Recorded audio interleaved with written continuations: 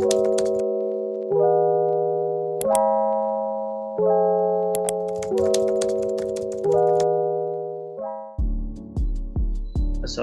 warahmatullahi wabarakatuh. Selamat siang rekan-rekan kuliahan serta Bapak dosen.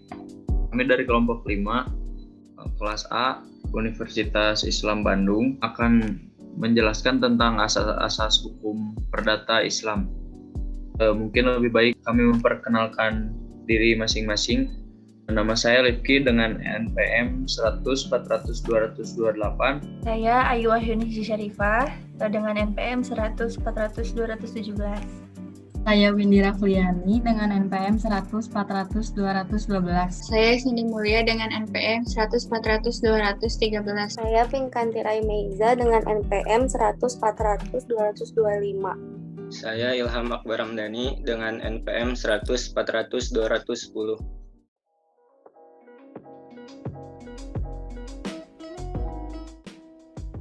Sebelumnya, apa itu asas hukum perdata Islam? Asas hukum Islam berasal dari sumber hukum Islam, terutama Al-Quran dan As-Sunnah, yang dikembangkan oleh akal pikiran orang yang memenuhi syarat untuk beristihad.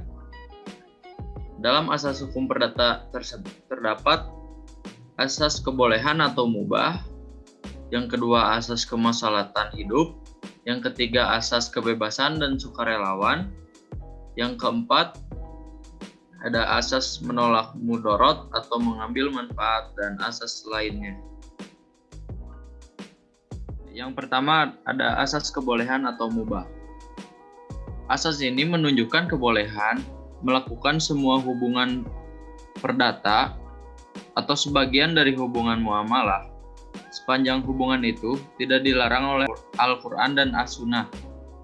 Dengan kata lain, pada dasarnya, segala bentuk hubungan perdata adalah boleh dilakukan, kecuali kalau telah ditentukan lain dalam Al-Quran dan As-Sunnah.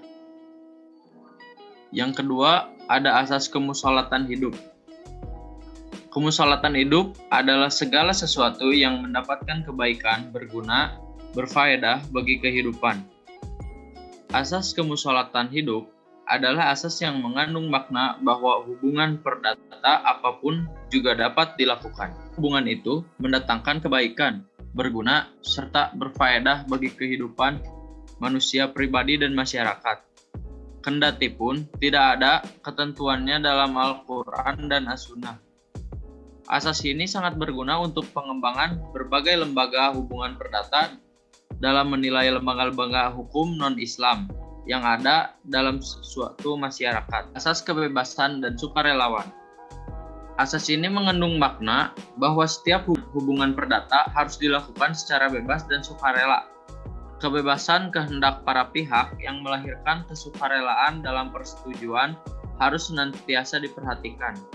Asas ini juga mengandung arti bahwa selama teks Al-Quran dan Sunnah Nabi Muhammad tidak mengatur suatu hubungan perdata, selama itu pula para pihak bebas mengaturnya atas dasar kesukarelaan masing-masing. Asas ini bersumber dari Al-Quran, surat Al-Nisa, ayat 29. Asas menolak mudarat dan mengambil manfaat. Asas ini mengandung makna bahwa kita harus menghindari segala bentuk perdata yang mendatangkan kerugian dan mengambil manfaat yang bisa kita ambil. Contohnya dalam masyarakat, tergantung juga pengertian bahwa menghindari kerusakan harus diutamakan dari memperoleh atau meraih keuntungan dalam suatu transaksi perdagangan, seperti perdagangan narkotika, prostitusi, dan mengadakan perjudian. Asas kebajikan atau asas kebaikan. Asas ini mengandung arti bahwa setiap hubungan perdata seyogianya mendatangkan kebajikan atau kebaikan kepada kedua belah pihak dan pihak ketiga dalam masyarakat. Kebijakan yang akan diperoleh haruslah didasarkan pada pengembangan kebaikan dalam rangka kekeluargaan. Selanjutnya, ada asas kekeluargaan. Asas hubungan perdata yang disandarkan pada hormat dan menghormati, kasih mengasihi, serta tolong-menolong dalam mencapai tujuan bersama. Asas ini menunjukkan bahwa antara satu pihak dengan pihak lain adalah saudara. Asas adil dan berimbang. Asas keadilan mengandung bahwa hubungan perdata tidak boleh mengandung unsur-unsur penipuan, penindasan, mengambil kesempatan, dan kesusahan orang lain. Asas ini juga mengandung arti bahwa hasil yang diperoleh harus seimbang dengan usaha atau ikhtiar yang dilakukan. Selanjutnya, asas mendahulukan kewajiban daripada hak.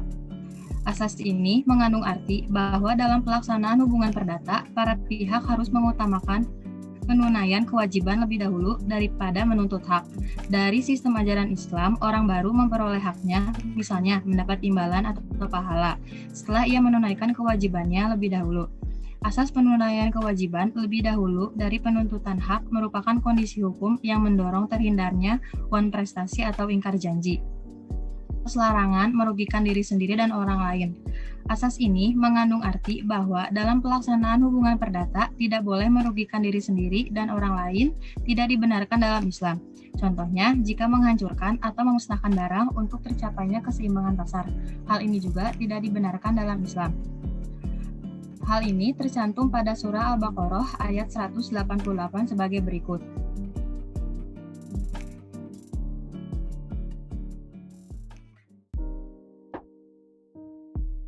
Kemampuan berbuat atau bertindak.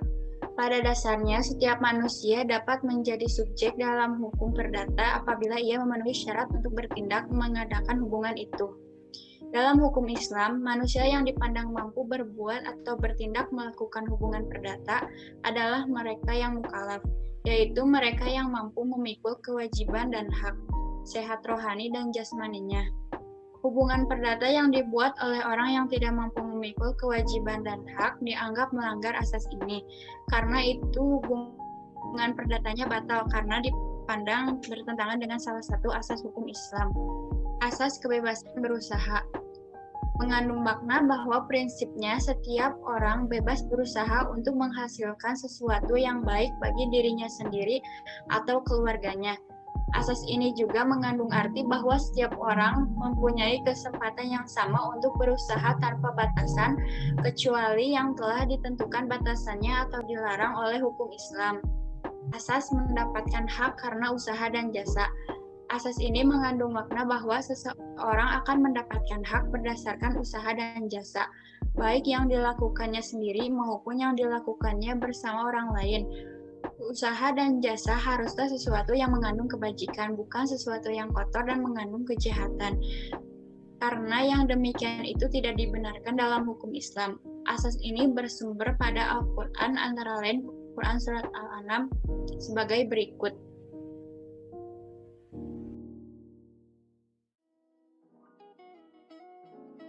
Asas perlindungan hak. Asas ini mengandung arti bahwa semua hak yang diperoleh seseorang dengan jalan halal dan sah harus dilindungi. Bila hak itu dilanggar oleh salah satu pihak dalam hubungan perdata, pihak yang dirugikan berhak untuk menuntut pengembalian hak itu atau menuntut kerugian pada pihak yang merugikannya. Asas hak milik berfungsi sosial menyangkut pemanfaatan hak milik yang dipunyai oleh seseorang. Menurut ajaran Islam, hak milik tidak boleh dipergunakan hanya untuk kepentingan pribadi pemiliknya saja, tetapi juga harus diarahkan untuk meningkatkan kesejahteraan sosial. Agama Islam juga mengajarkan bahwa harta yang telah dikumpulkan oleh seseorang dalam jumlah tertentu wajib dalam jangka waktu tertentu dikeluarkan zakatnya untuk kepentingan 8 golongan masyarakat, diantaranya fakir miskin, yang berhak juga atas kekayaan seseorang, terdapat di Quran Surat At-Taubah ayat 60. Ditegaskan pula oleh Allah Subhanahu wa Ta'ala dalam bagian Quran Surat Al-Hasyr ayat 7 mengenai fungsi sosial hak milik, yang terjemahannya berbunyi agar harta benda seseorang tidak hanya beredar di antara dalam kekuasaan orang-orang kaya saja, karena di dalam harta kekayaan orang yang punya terdapat hak peminta-minta dan orang yang terlantar, terdapat di dalam Quran Surat Az-Zariyat ayat 19. Asas yang beritikat baik harus dilindungi. berkaitan erat dengan asas lain yang menyatakan bahwa orang yang melakukan perbuatan tertentu bertanggung jawab atau menanggung risiko perbuatannya. Namun, jika ada pihak yang melakukan suatu hubungan perdata tidak mengetahui cacat yang tersembunyi dan mempunyai itikat yang baik, kepentingannya harus dilindungi dan berhak untuk menuntut sesuatu jika ia dirugikan karena itikat baiknya. Asas risiko dibebankan pada benda, tidak pada tenaga atau pekerja. Mengandung penilaian yang tinggi terhadap kerja dan pekerjaan. Berlaku terutama di perusahaan-perusahaan yang merupakan persekutuan antara pemilik modal dan pemilik tenaga. Apabila perusahaan merugi, kerugian hanya dibebankan pada pemilik modal atau harta saja, tidak pada pekerjanya. Pemilik tenaga dijamin haknya untuk mendapatkan upah sekurang-kurangnya untuk jangka waktu tertentu, setelah ternyata perusahaan menderita kerugian. Asas mengatur sebagai petunjuk mengandung arti bahwa ketentuan-ketentuan hukum perdata, kecuali yang bersifat ijbari dan qat'i, hanyalah bersifat mengatur dan memberi petunjuk saja kepada orang-orang yang akan memanfaatkannya dalam mengadakan hubungan perdata. Para pihak dapat memilih ketentuan lain berdasarkan kesukarelaan, asal saja ketentuan itu tidak bertentangan dengan hukum Islam.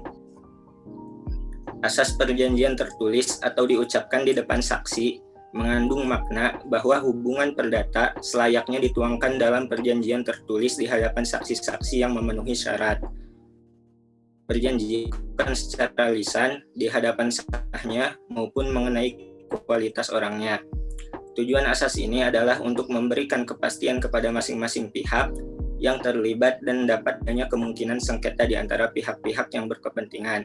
Disebutkan dalam Quran Surat Al-Baqarah ayat 282 sebagai berikut.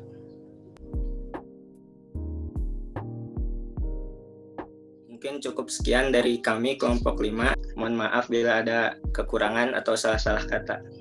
Terima kasih. Assalamualaikum warahmatullahi wabarakatuh.